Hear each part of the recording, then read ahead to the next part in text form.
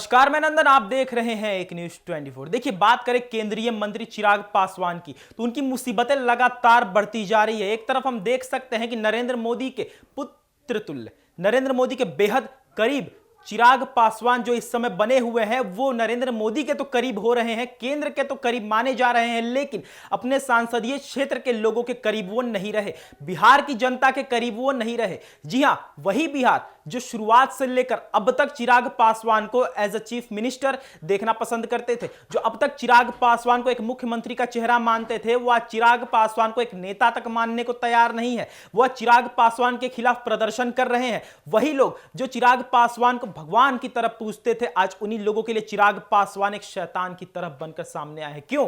क्योंकि चिराग पासवान एक वैसे व्यक्ति हैं जो नेता के तौर पर अगर हम देखें तो सबसे बेहतरीन लीडर बनकर सामने आते हैं। जी हां, आपको याद होगा लोकसभा चुनाव की अगर हम बात करें तो 5 की 5 सीटों पर जीत हासिल करके चिराग पासवान ने इतिहास रचा था। 100% का स्ट्राइक रेट से जीत हासिल की थी उन्होंने। उसके बाद लगातार लोग डिमांड कर रहे थे, लोग ये सोच रहे थे कि वही चिराग पासवान को हमने जिताया है जो सबसे ज्यादा एक्टिव नेता अब तक बिहार में जाने जाते थे। लेकिन चुनाव के बाद क्या हुआ? चिराग पासवान बिहार में कितनी बार आए? चिराग पासवान हाजीपुर कितनी बार आए? चिराग पासवान ने उन लोगों पर ध्यान कितना दिया जिन लोगों ने उन्हें विजेता बनाया था?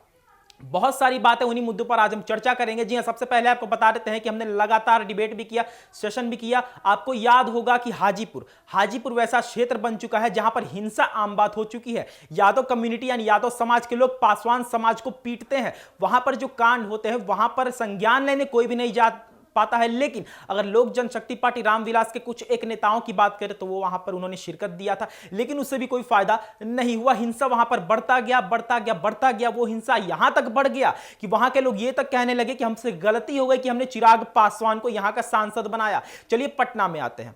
पटना में चिराग पासवान का कार्यालय है। पटना राजधानी है बिहार की। यहां भी चिराग पासवान के खिलाफ पासवान समाज के लोग धरना पे बैठ रहे हैं, प्रोटेस्ट निकाल रहे हैं, प्रदर्शन कर रहे हैं। क्यों? आपको याद होगा हमने लगातार डिबेट किया था कि दफादार चौकीदार के जो कार्यरत लोग थे वो लगातार अपनी मांग को लेकर प्रदर्शन कर रहे थे, लेकिन उनकी मांगें सुनी नहीं जा रही थी, उनकी मांगों को नजरअंदाज किया जा रहा था।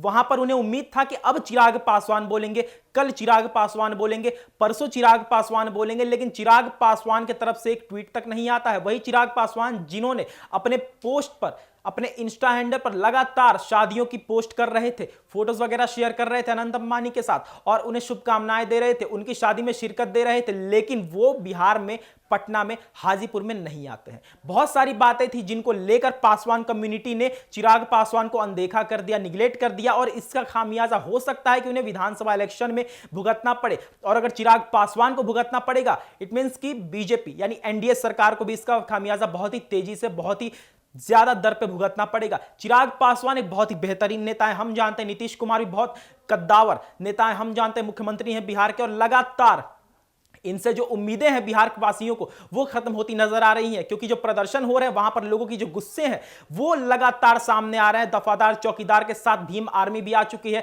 अब पटना को प्रदर्शन का क्षेत्र इन्होंने बना दिया और लगातार लाठियां चल रही हैं, लेकिन फिर भी हर रोज प्रदर्शन ये कर रहे हैं। चिराग पासवान जो बिहार के सबसे लोकप्रिय नेता थे, अभी के समय में एक दुश्मन बनकर निकलकर सामने आए। लोग ये कहते हैं कि चिराग पासवान को यहां की जनता से उतना प्यार नहीं है जितना चिराग पासवान को अपने चाचा के कार्यालय से है। चिराग पासवान को जनता से उतना प्यार नहीं है जितना चिराग पासवान को अनंत अंबानी की शादी से है। चिराग पासवान को जनता से उतना प्यार नहीं है जितना चिराग पासवान को कंगना रनौत और अपने कुछ महिला मित्रों, सहेलियों से है। जो भी कुछ बातें यहां पर सामने निकलकर आती हैं वो ये आती हैं कि चिराग पासवान लोकसभा चुनाव के बाद इनएक्टिव हो गए हैं, और लोगों का यही मानना है कि हम ऐसे सांसद को नहीं चाहते थे। हाजीपुर के लोगों का तो यह तक कहना है कि हम चिराग पासवान को उनके पिता के रूप में देखते थे, इसलिए हमने उन्हें सांसद बनाया, क्योंकि रामविलास पासवान ने फर्श से अर्श तक हाजीपुर को पहुंचाया था। और चिराग पासवान शुरुआत से कहते आते थे कि हम रामविलास पासवान यानी अपने पिता के नक्शे कदम पर चल रहे हैं, मार्गदर्शन पर चल रहे हैं, इसलिए हम उन्हीं की तरह काम करेंगे। लेकिन हाजीपुर में ऐसा कुछ आपने अभी तक किया नहीं है। बात करें चिराग पासवान की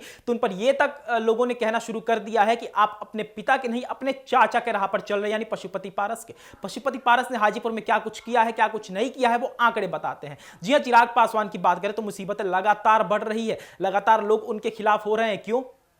क्योंकि चिराग पासवान उनकी मांग को कहीं भी उठाने को तैयार नहीं है।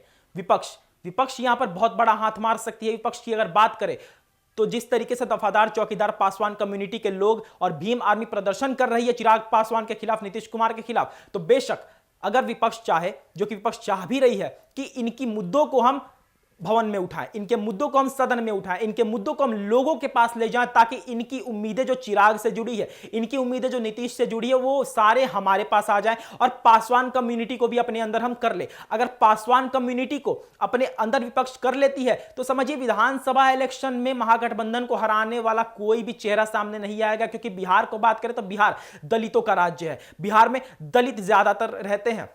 जातीय गणना की बात करें तो यादव सबसे ज्यादा है, और यादव का रिश्ता किनसे ज्यादा है वो हम और आप बेहतर तरीके से जानते हैं। तो यादव का वोट तो महागठबंधन को जाता ही जाता है, मुसलमानों का वोट तो महागठबंधन को जाता ही जाता है। उसके बाद पासवान कम्युनिटी आती है, जिनकी जनसंख्या भी कम नहीं है, तो उन पासवानों को अगर अपने अंदर विपक्ष कर लेगी तब तो महागठबंधन को हराने वाला कोई चेहरा नहीं बचेगा बिहार में। चिराग पासवान, नीतीश कुमार और बीजेपी के नेता ये जान ले कि अगर हम इसी तरीके से पब्लिक को नजरअंदाज करेंगे, जनता को नजरअंदाज करेंगे, तो वो दिन दूर नहीं है, जो 1 साल बचा है विधानसभा इलेक्शन में, वो दिन दूर नहीं है कि हमें हार का सामना करना पड़ जाएगा बिहार में, क्योंकि बिहार दलितों का राज्य है और दलितों के राज्य में आप दलितों को नजरअंदाज करेंगे, खास करके अपने कम्युनिटी, अपने समाज के लोगों को नजरअंदाज करेंगे, तो आपके पास कुछ भी बचने वाला नहीं रहेगा। तो ये हमने आपको खबर दिखाया, हमने आपको खबर बताया कि चिराग पासवान की मुसीबतें इतनी ज्यादा हद तक बढ़ चुकी है कि विधानसभा इलेक्शन में उनको तो दिक्कत होने ही वाला है, उनके साथ साथ जनता दल यूनाइटेड और भारतीय जनता पार्टी यानी कि एनडीए को बहुत ही बड़ा झटका लग सकता है बिहार के विधानसभा इलेक्शन में।